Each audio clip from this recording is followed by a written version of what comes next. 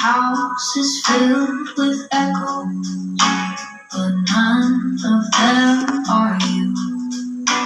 The clock keeps ticking louder, like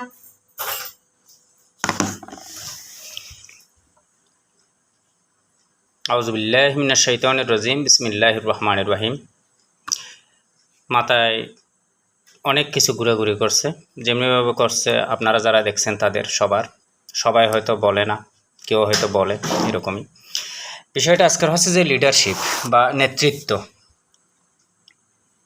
নেতৃত্ব জিনিসটা নিয়ে কথা বলার একটা বিশেষ কারণ হচ্ছে যে আজকে জামায়াত ইসলাম তার নিবন্ধন ফিরে পেয়েছে।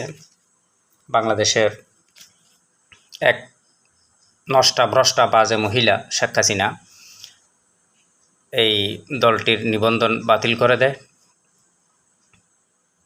এক প্রকার গায়ের জোরে। আজকে দলটি নিবন্ধন ফিরে পেয়েছে, জন্য তাদেরকে মোবারকবাদ। কোনো রাজনৈতিক দলের যারা সঠিক রাজনীতি করতে চায়, আইনগতভাবে যার ভিত্তি আছে, এরকম দলের কোনো নিবন্ধন বাতিল করে দিয়ে এটা একটা স্বৈরাচারী শক্তির একটা বহিঃপ্রকাশ, সেটি ঘটিয়েছিল শেখ হাসিনা। শুধু তাই নয়, শেখ হাসিনা এবং শেখ মুজিব এই গোষ্ঠীর প্রধান উদ্দেশ্য হচ্ছে যে একমাত্র শুধু তারাই থাকবে, আর কেউ থাকবে না। আমি আজকের বিষয়টি নিয়েছিলাম লিডারশিপ কেন বলছিলাম, এই জন্য যে বাংলাদেশের রাজনীতির এই ক্রান্তি লগ্নে, এই বেসামাল একটা অবস্থায়, বিশেষ করে খারাপ হোক বা ভালো হোক, স্বৈরাচারী হোক, এরপরও কিন্তু একটি রাজনৈতিক শক্তির পতন হয়েছে। তো রাজনৈতিক শক্তির পতন হলেও এই রাজনীতিটা যারা করত, হিউম্যান বিইং, এই মানুষগুলো কোথায় গেছে?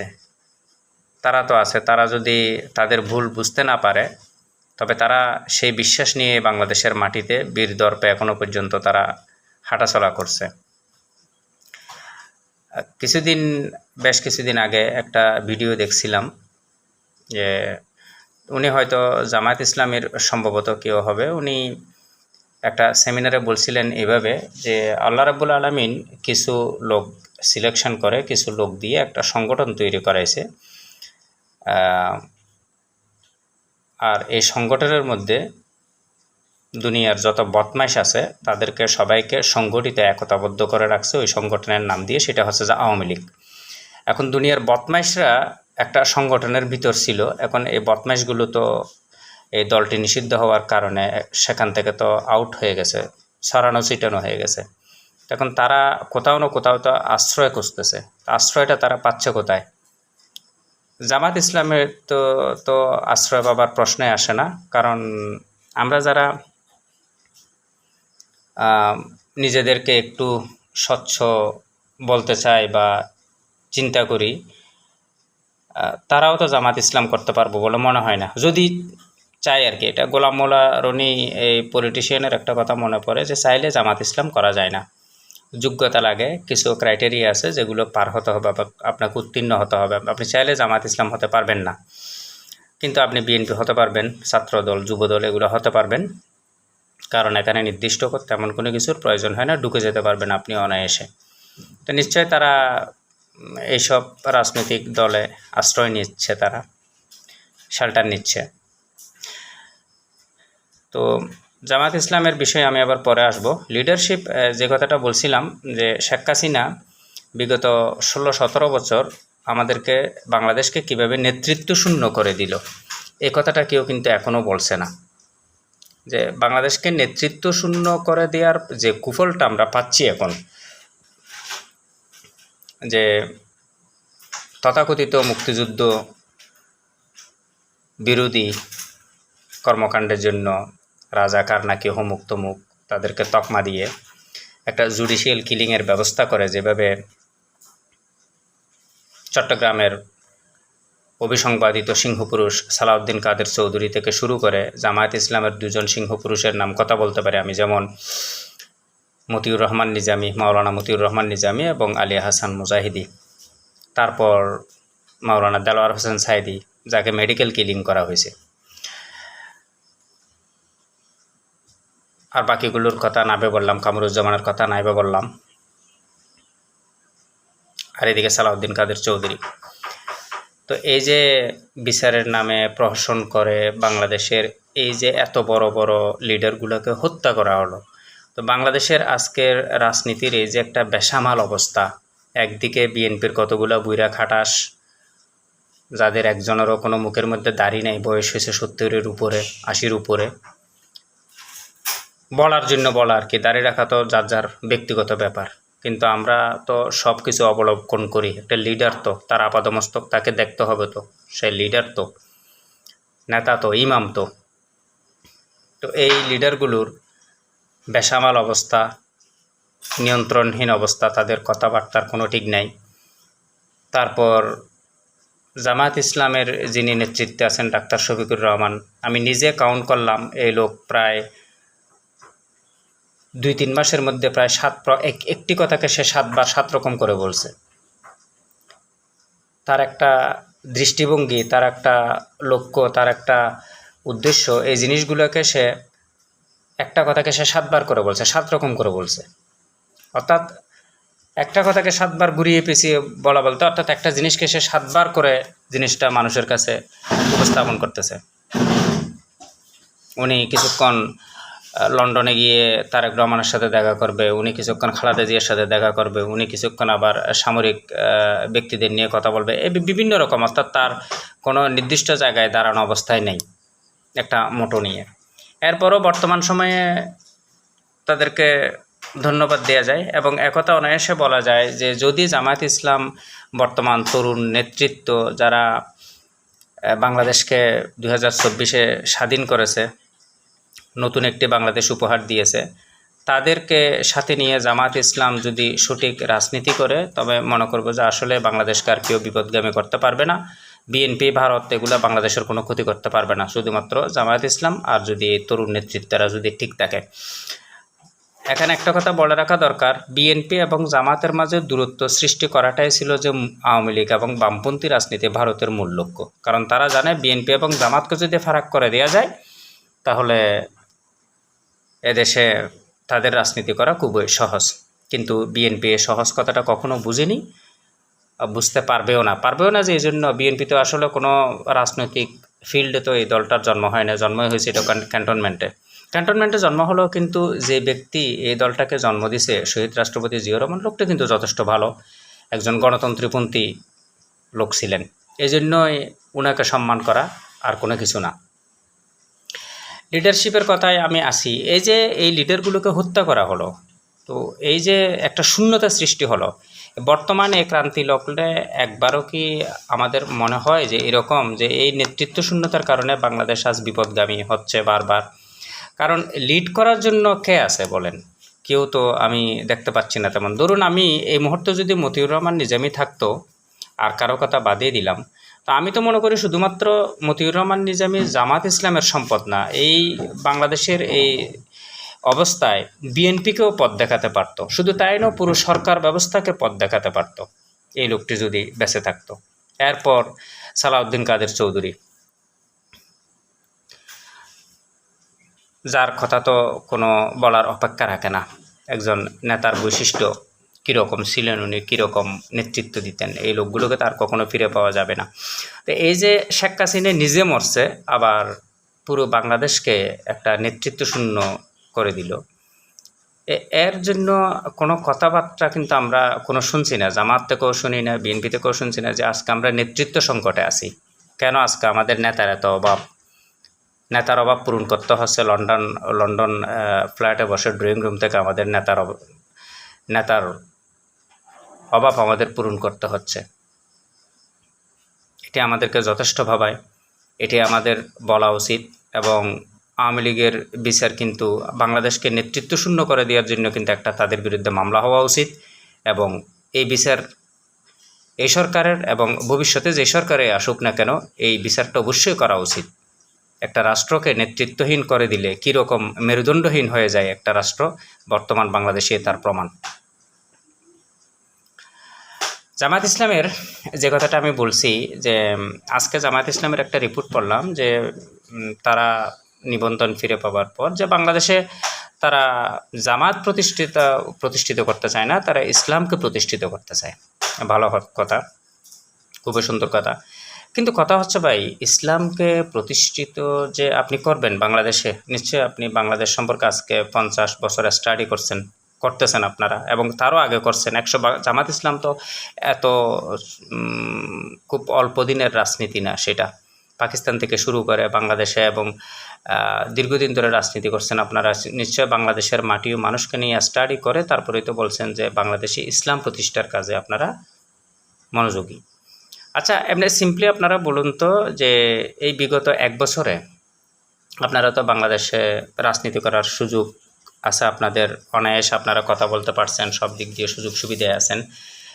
আপনারা বাংলাদেশের মানুষকে ইসলামের প্রতি উদ্বুদ্ধ করার জন্য, ইসলামী সরকার প্রতিষ্ঠা করার জন্য আপনারা কি ব্যবস্থাটা নিয়েছেন আমাদেরকে একটু বলুন তো। যে ইসলামী ব্যবস্থা কায়েম করার জন্য আমরা গণমানুষের জন্য এই একটা প্রোগ্রাম হাতে নিয়েছি।